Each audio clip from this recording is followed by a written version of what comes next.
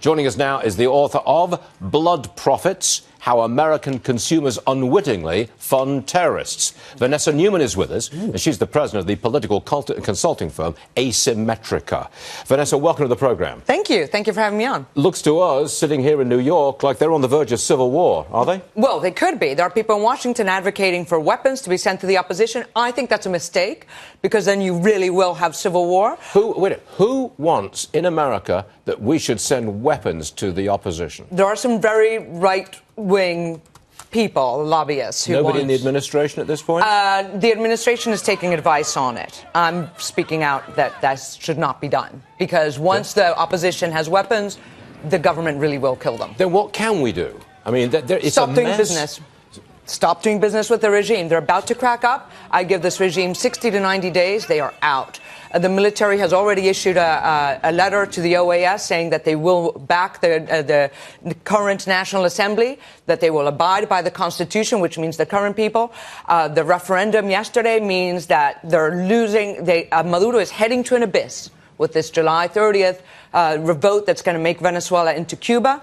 Venezuelans don't want it. But he's not going to go down without a fight. Nope. He's going to arm his brigands and his bands of people on the street. Yeah. And that will be civil war. Yeah. At which point you're going to have demands to arm the opposition as well. Yes, but the military is not backing him. The military is not engaging in the violence. And the military will if they're starting to negotiate already. And after yesterday's vote, they're negotiating even more. They'll put him on a plane the way we did with the last military dictator in 1958. And you think it's all over by October? I think so. I don't see how this can survive much more. You have the July 30th Constituent Assembly, where he's going to send his thugs into the National Assembly to remove them by force and then you have a clash. We'll have a bloody August, and by then we'll be done. And what takes the place of Maduro and his socialists? Okay, so we need a transitional government, which means, unfortunately, we're going to have to keep some of the Chavista commanders, particularly some of the military, which is one of the reasons why they should make deals now, not stay too long, and then have a transitional government that's sort of a mix of all the different parties, with defense secretary, interior minister, vice president, and then call elections within 30 days.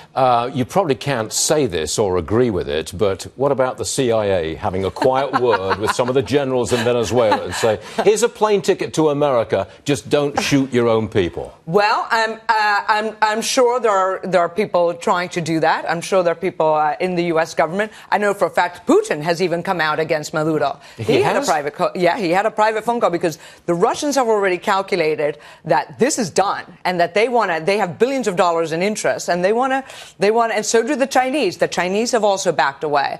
A lot of companies they don't want to see their investments blown up.